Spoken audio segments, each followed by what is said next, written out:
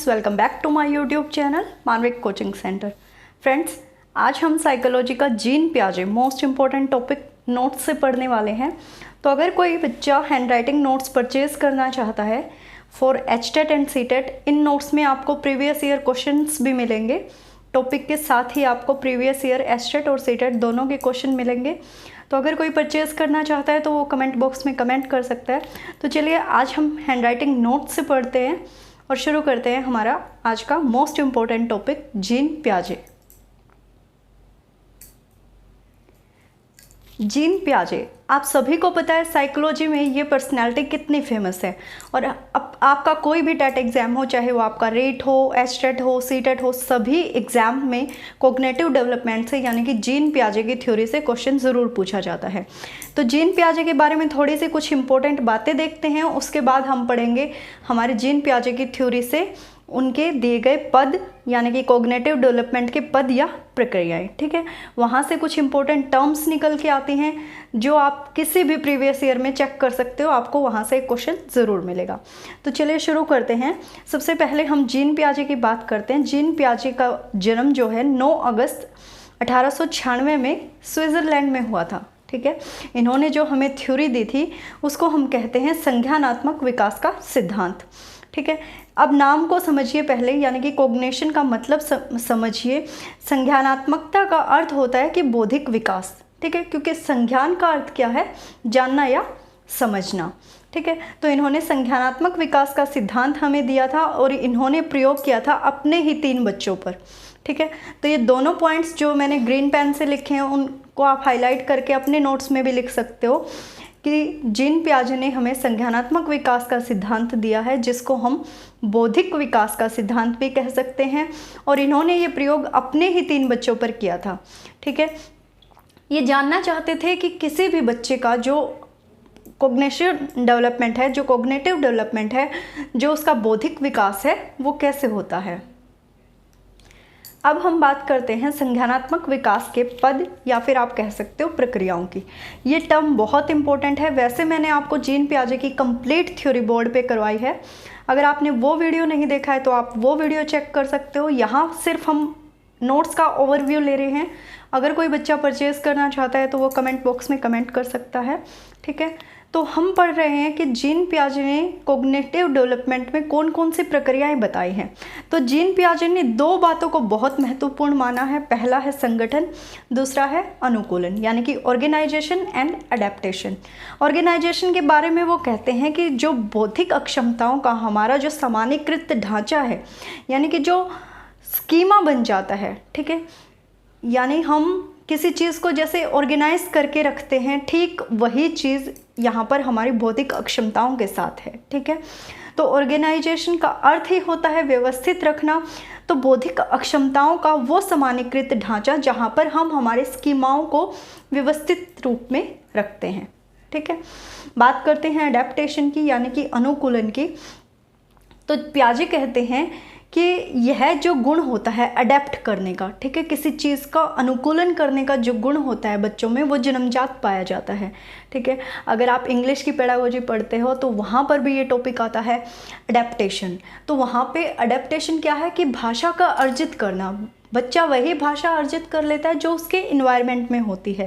ठीक है, तो जीन पियाजे कहते हैं कि अडेप्टेशन का जो गुण है वो बच्चे में जन्मजात होता है, साथ ही वह वातावरण के साथ क्रिया प्रतिक्रिया करके ज्ञान का अर्जन करता है। तो वातावरण के साथ क्रिया प्रतिक्रिया करने के पश्चात जो बच्चा ज्ञान का अर्जन करता है वह क्या कहलाता है। ठीक है, तो आपको ध्यान रखना है वह क्या है, अडेप्टेशन है। ठीक है, तो अडेप्टेशन को इन्होंने 3 पार्ट्स में डिवाइड करके समझाने की कोशिश की है और इन टर्म्स को आप ध्यान से समझ लीजिए, इनमें कंफ्यूज भी हो जाते हैं और क्वेश्चन भी पूछे जाते हैं। पहले टर्म है एसिमुलेशन, सेकंड है अकोमोडेशन और थर्ड है हमारा इक्विलिब्रियम। एसिमुलेशन क्या होता है, देखिए आत्मसातीकरण क्या होता है। ठीक है, मैंने शॉर्ट ट्रिक में याद करने के लिए लिखा है यहाँ पे हाईलाइट करके, ओल्ड प्लस न्यू, यानी कि आपके पास पहले से जो नॉलेज है उसमें आप नई नॉलेज को ऐड कर लेते हो, पर जो आपके पास पहले जो नॉलेज है उसमें आप कोई चेंज नहीं करोगे। ठीक है, यानी कि पुराने ज्ञान में आप कोई चेंज नहीं करते हो अपने पुराने ज्ञान के साथ नए ज्ञान को भी ऐड कर लेते हो, ठीक है, तो वो कहलाता है आपका एसिमिलेशन, ठीक है। सेकंड है हमारा अकोमोडेशन, इसको भी मैंने शॉर्ट में लिखा है ताकि आप बिल्कुल भी कंफ्यूज ना हो अकोमोडेशन और एसिमिलेशन में। देखिए, अकोमोडेशन होता है जब आपका जो पुराना ज्ञान होता है, जब आप उसमें चेंज करके उसके अंदर नए ज्ञान को ऐड कर लो, ठीक है। आत्मसातीकरण में हम हमारे पुराने ज्ञान में कोई चेंज नहीं करते हैं, सिर्फ उसके अंदर न्यू इन्फॉर्मेशंस को ऐड कर लेते हैं, ठीक है।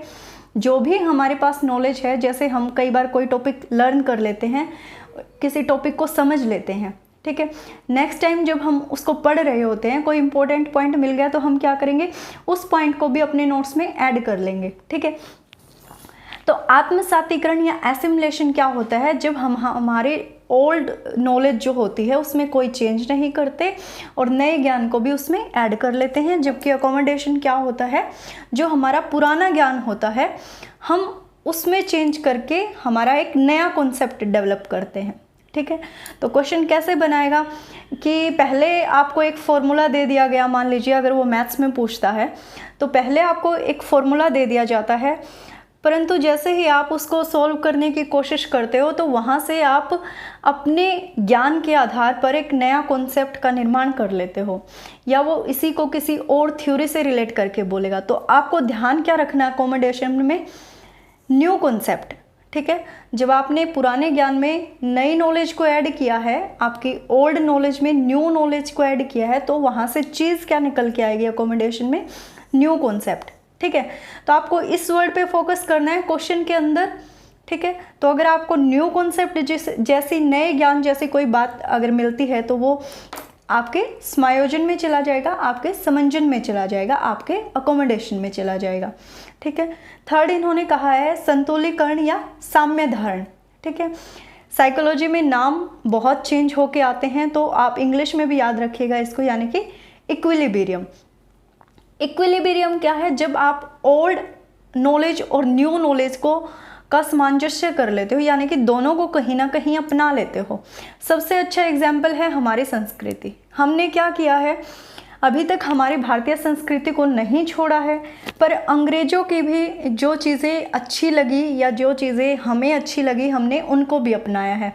तो ये किसका एग्जाम्पल है, ये एग्जाम्पल है इक्विलिब्रियम का, ठीक है। हमने हमारी संस्कृति को नहीं छोड़ा पर उनके ज्ञान को भी हमने अपनाया है, ये क्या है, इक्विलिब्रियम है, यानी कि ओल्ड भी है और न्यू भी है, ठीक है। दोनों चीज़ें इक्वली लेके चल रहे हैं हमने किसी को नहीं छोड़ा है और ना ही किसी में कोई चेंज किया है। तो ये क्या कहलाएगा आपका, ये कहलाएगा आपका संतुलीकरण यानी कि साम्य धारण। कुछ और इम्पोर्टेंट पॉइंट्स को आप अपने नोट्स में नोट करेंगे, ये पॉइंट्स आपको किसी ना किसी क्वेश्चन पेपर में भी देखने को मिले होंगे, और वैसे भी ये कॉन्सेप्ट इम्पोर्टेंट है तो हम इस कॉन्सेप्ट के हर पॉइंट को करने वाले हैं, ठीक है। तो पहले तो नाम समझ लीजिए कि हम इसको संज्ञानात्मक विकास का सिद्धांत भी कह सकते हैं, हम इसको ज्ञानात्मक विकास का, क्योंकि बौद्धिक अक्षमताओं की बात हो रही है तो हम इसको मानसिक विकास का सिद्धांत भी बोल सकते हैं, या फिर आप इसको क्या कह सकते हो, विकासीय अवस्था का सिद्धांत, क्योंकि यहाँ पे जीन पियाजे ने अवस्थाओं की बात की है, सेंसरी मोटर स्टेज, ठीक है, प्री ऑपरेशनल स्टेज, तो यहाँ पे अवस्थाओं की बात की है, इसलिए हम इसको विकासीय अवस्था का सिद्धांत भी कहते हैं, ठीक है। इस पॉइंट को ध्यान रखना है। जीन पियाजे क्या कहते थे कि बुद्धि जन्मजात नहीं होती है। जब आप बुद्धि का कॉन्सेप्ट पढ़ेंगे तो वहाँ पे दूसरे मनोवैज्ञानिक कहीं ना कहीं मानते हैं, कुछ मनोवैज्ञानिक मानते हैं कि बुद्धि जन्मजात होती है, पर जीन पियाजे की बात ध्यान रखनी है आपको। जीन पियाजे कहते थे कि बुद्धि जन्मजात नहीं होती, बच्चे की जैसे जैसे आयु बढ़ती है उसका कार्यक्षेत्र बढ़ता है तो बच्चे की बुद्धि बढ़ती है, ठीक है। इन्होंने कहा था कि सीखना कोई यांत्रिक क्रिया नहीं है बल्कि एक ऐसी बौद्धिक प्रक्रिया है जिसमें हम कॉन्सेप्ट का निर्माण करते हैं, जिसमें हम संप्रत्यय का निर्माण करते हैं, और ये जो सीखना होता है ये सरल से कठिन की ओर होता है, ठीक है। इन्होंने लर्निंग को क्या बोला है कि लर्निंग प्रोसेस जो होता है वो सरल से कठिन की ओर होता है, और इस थ्योरी को हम और क्या नाम दे सकते हैं, संप्रत्यय निर्माण का सिद्धांत, ठीक है। नेक्स्ट पॉइंट देखिए, इन्होंने कहा है कि बच्चा जो होता है, देखिए ये क्वेश्चन पूछा गया था, कौन से मनोवैज्ञानिक का मानना है कि बच्चा एक नन्हा वैज्ञानिक है, ठीक है। तो ये क्वेश्चन पूछा गया है, वहीं से मैंने पॉइंट बनाया है। इन्होंने बच्चे को नन्हा वैज्ञानिक कहा है। इनका कहना था कि बच्चे अपने समझ से विश्व की परिकल्पना करते हैं। ठीक है, बच्चे का जितना सोच का दायरा होगा, बच्चा जितना काल्पनिक होगा, जिस नज़रिए से चीज़ों को देखता है वो उसी नज़रिए से हर चीज़ को देखेगा। ठीक है, कोई बच्चा ज़्यादा क्रिएटिव है तो वो हर चीज़ में क्रिएटिविटी दिखाएगा, हर चीज़ में कुछ ना कुछ नया ढूंढ लेगा। ठीक है, इसीलिए कहते हैं कि बच्चे अपनी समझ से विश्व की परिकल्पना करते हैं। हमें बच्चों को खुला छोड़ देना चाहिए। तो जीन पियाजे कहते हैं कि अगर आप बच्चे का डेवलपमेंट करना चाहते हो तो आप बच्चों को वातावरण के साथ अंतःक्रिया करने दो, उनको खुला छोड़ दो, वो अपने ज्ञान का निर्माण स्वयं करेंगे। इसीलिए इनकी थ्योरी को हम एक और नाम दे देते हैं, वो क्या है? खोज और निर्माण का सिद्धांत। ठीक है, पियाजे के अनुसार बच्चों का चिंतन वयस्कों से भिन्न होता है।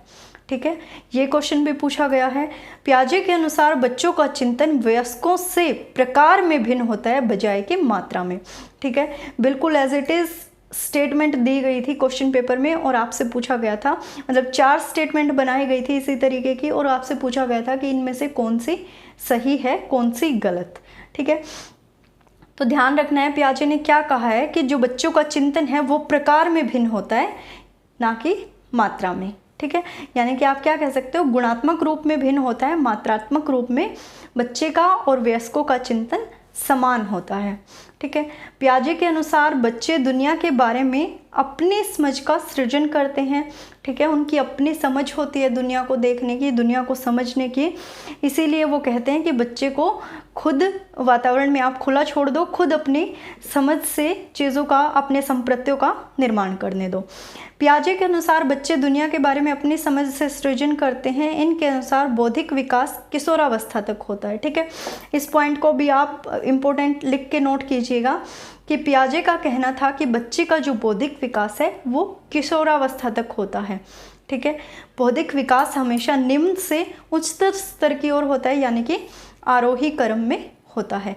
ठीक है, तो ये कुछ इंपॉर्टेंट पॉइंट्स थे पियाजे की थ्योरी से। वैसे मैंने कंप्लीट थ्योरी आपको बोर्ड पे करवा रखी है, तो अगर आप कंप्लीट थ्योरी पढ़ना चाहते हैं तो आप वो वीडियो देख सकते हैं।